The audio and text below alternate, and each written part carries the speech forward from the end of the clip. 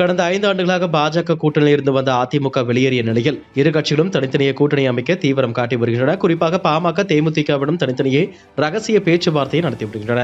இதனால் வலுவான கூட்டணி அமைக்கப் போவது யார் என்ற எதிர்பார்ப்பு எழுந்துள்ளது. மேலும் தேர்தல் நெருங்கி வரும் சூழலில் நிர்வாகிகள் கட்சி தாவும் நிகழ்வுகள் அரங்கேறி வருகின்றன. அந்த வகையில் அண்மையில் அதிமுகவை சேர்ந்த 17 முன்னாள் எம்எல்ஏக்களும் முன்னாள் திமுக எம்பியும் டெல்லியில் முக்கிய தலைவர்கள் முன்னிலையில் பாஜகவில் இணைந்தனர். அண்ணாமலையின் இந்த செயல் அதிமுக மற்றும் திமுகவினரை அதிர்ச்சிக்குள்ளாக்கியது. இந்த நிலையில் பாஜகவினருக்கு ரிவெஞ்ச் கொடுக்கும் விதமாக அக்கட்சியின் முன்னாள் நிர்வாகியும் நடிகையுமான கௌதமி அதிமுகவில் இணைந்தார். சென்னையில் உள்ள பசுமை வழிச்சாலையில் உள்ள அதிமுக பொதுச் செயலாளர் எடப்பாடி பழனிசாமிக்கு பூங்கொத்து கொடுத்து அதிமுகவில் தன்னை இணைத்துக் கொண்டார்.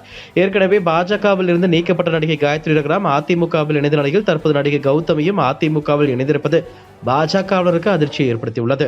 கோவை விமான நிலையத்தில் செய்திகளை சந்தித்த பாஜக மாநில தலைவர் அண்ணாமலை, ஒரே நாடு ஒரே தேர்தல் காலத்தின் கட்டாயம், ஒரே நாடு ஒரே தேர்தலை கலைஞர் கருணாநிதி நெஞ்சுக்கு நீதி புத்தகத்தில் வரவேற்று எழுதியுள்ளார். ஸ்டாலின் தனது தந்தையின் புத்தகத்தை படிக்கவில்லையா? எடுத்தோம் கவிழ்த்தோம் என 10 வரி எழுதி வந்த முதலமைச்சர் சட்டமன்றத்தில் ஆதரவு எதிர்ப்பு கேட்பது என்பது யோசனை இல்லாமல் கொண்டு வந்துள்ளார்.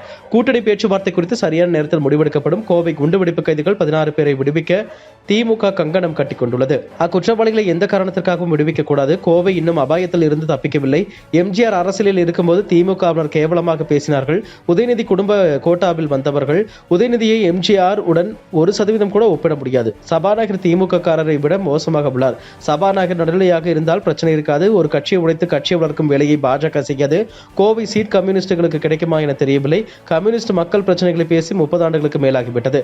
அது நல்ல கண்ணு கால கம்யூனிஸ்டுகள். தற்போது அவர்கள் கமர்சியலாகிவிட்டார்கள். திமுக காங்கிரஸ் போல காதல் திருமணம் இருக்கக்கூடாது. மோடி பாஜக போல காதல் திருமணம் இருக்க வேண்டும் என தெரிவித்தார்.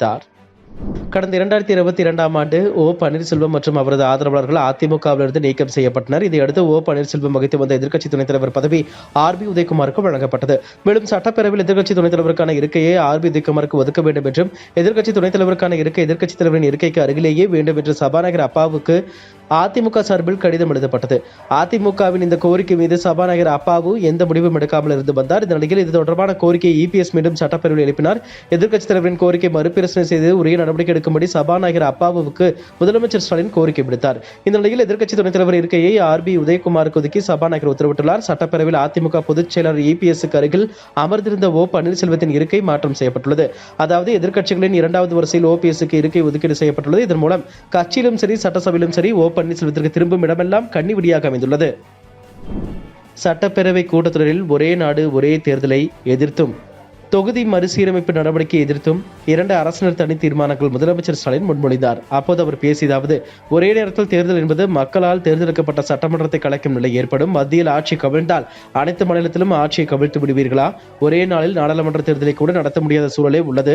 பின்னர் எப்படி ஒரே நாடு ஒரே தேர்தல் சாத்தியமாகும்? தென்னிந்தியாவின் மீது தலைக்கு மேல் தொங்கும் கத்தியாக உள்ளது தொகுதி மறுசீரமைப்பு நடவடிக்கை. மக்கள் தொகையை கட்டுப்படுத்துவதற்கு தரும் தண்டனையாக தொகுதி மறுசீரமைப்பு நடவடிக்கை அமைந்துள்ளது. மக்கள் தொகை கணக்கெடுப்பின்படி தொகுதி எண்ணிக்கை குறைத்தால் தமிழ்நாடு உள்ளிட்ட மாநிலங்களுக்கு பெரும் பின்னடைவு ஏற்படும். தற்போது உள்ள மக்களவை, மாநிலங்களவை, சட்டப்பேரவையில் உறுப்பினர் எண்ணிக்கை வட மாநிலங்களை விட குறைந்துவிடும். இதுபோன்ற பாரபட்சங்கள் தான் மாநிலங்களுக்கான நிதி பகிர்விலும் சிக்கல்களை ஏற்படுத்தியுள்ளது. அனைத்து மாநிலங்களிலும் மக்கள் தொகை கட்டுப்படுத்துதல் நடவடிக்கைகளை தீவிரமாக்கும் வரை தொகுதிகள் எண்ணிக்கை இப்படியே தொடர வேண்டும் என கூறினார். இதைத் தொடர்ந்து தீர்மானங்கள் மீது உறுப்பினர்கள் உரையாற்றினர். பின்னர் ஒரே நாடு ஒரே தேர்தலை எதிர்த்தும் தொகுதி மறுசீரமைப்பு நடவடிக்கை எதிர்த்தும் முதலமைச்சரின் 2 தனி தீர்மானங்கள் குரல் வாக்கெடுப்பு மூலம் ஒருமனதாக நிறைவேற்றப்பட்டது. சட்டவிரோத பண பரிமாற்ற வழக்கில் கைதாகி சிறையில் இருந்தபோதும் இலாக்கா இல்லாத அமைச்சராக தொடர்ந்து வந்த செந்தில் பாலாஜி தனது அமைச்சர் பதவியை ராஜினாமா செய்வதாக முதலமைச்சர் ஸ்டாலினுக்கு கடிதம் அனுப்பினார். அந்த கடிதத்தை முதலமைச்சர் ஸ்டாலின் ஆளுநருக்கு அனுப்பின நிலையில் அது ஏற்றுக்கொள்ளப்பட்டது. இதனால் செந்தில் பாலாஜிக்கு ஜாமீன் கிடைத்துவிடும் என்று திமுகவினர் எதிர்பார்த்துள்ள நிலையில் அவரது ஜாமீன் மனு மீதான பதில் மனுவை சென்னை முதன்மை அமர்வு நீதிமன்றத்தில் அமலாக்கத்துறை தாக்கல் செய்துள்ளது. அதில் ஜாமீன் மனுவை விசாரிப்பதற்கு பதிலாக விசாரணையை விரைந்து முடிக்க விசாரணை நீதிமன்றத்துக்கு உத்தரவிட வேண்டும்.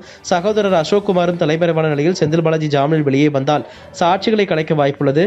எனவே செந்தில் பாலாஜியின் ஜாமீன் மனுவை தள்ளுபடி செய்ய வேண்டும் என தெரிவிக்கப்பட்டுள்ளது. ஆனால் அமைச்சராக இருப்பதால் சாட்சிகளை கலைத்துவிடுவர் என அமலாக்கத்துறை முன்வைத்த வாதம் தற்போது செல்லாது ஆகிவிட்டதாக செந்தில் பாலாஜி தரப்பில் வாதிடப்பட்டது.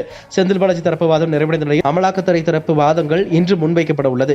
இதையடுத்து செந்தில் பாலாஜி தாக்கல் செய்த ஜாமீன் மனு மீதான விசாரணையை 15ஆம் தேதி பிற்பகலுக்கு ஒத்திவைத்து சென்னை ஹைகோர்ட் உத்தரவிட்டுள்ளது.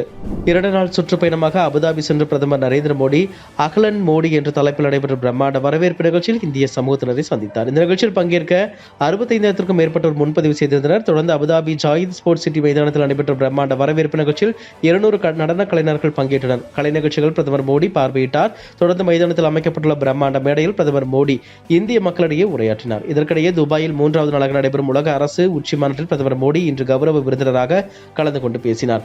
அப்போது அமீரக துணை அதிபர் ஷேக் முகமது பின் ராஷித் அல் மக்தூம் உள்ளிட்ட தலைவர்களை சந்தித்து பேசினார். இதில் இருதரப்பு உறவுகளை மேம்படுத்தும் வகையில் பேச்சுவார்த்தைகள் நடைபெற்றன. இந்நிலையில் PAPS அமைப்பு சார்பில் துபாய் அபுதாபி ஷேக் ஜாயித் சாலையில் உள்ள அல் முரக்கா பகுதியில் பல்வேறு வசதியுடன் 27 ஏக்கர் பரப்பளவில் அமைக்கப்பட்டுள்ள சுவாமி நாராயணன் கோவில் மற்றும் அதன் வளாகத்தை பிரதமர் மோடி திறந்து வைத்தார்.